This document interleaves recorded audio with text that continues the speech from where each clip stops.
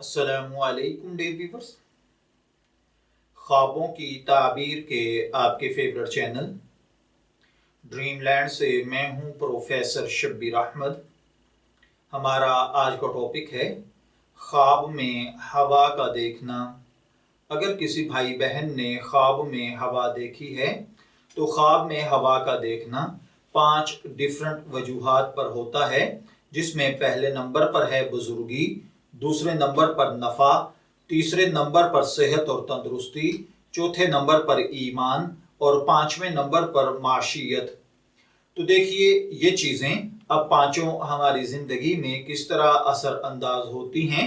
چلیے بڑھتے ہیں اپنے آج کے ٹاپک کی جانب۔ اگر کسی بھائی بہن نے خواب میں دیکھا کہ ہوا روشن ہے، صاف ستھری ہے، تو اس کا مطلب ہے کہ جس علاقے میں ہوا دیکھی گئی ہے وہاں کے لوگوں کو اللہ تعالیٰ صحت تندرستی عطا فرمائے گا اور ان کی معیشت خوب بہتر ہوگی اور ان کو راحت ملے گی۔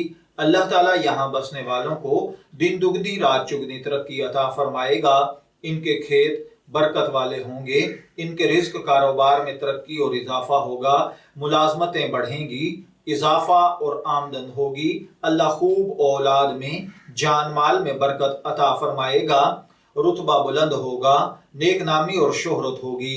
اگر کوئی دیکھے کہ ہوا تاریک ہے، گرد و غبار والی ہے یا بدبودار ہے، تو اس کا مطلب ہے کہ اس علاقے میں غم، دکھ، تکلیف، مصیبت، پریشانی، لڑائی جھگڑے، تنگی، حالات کا خراب ہونا، رزق میں کمی ہونا، لوگوں کا آپس میں فتنہ و فساد میں مبتلا ہونے جیسی پریشانیاں پیدا ہوں گی۔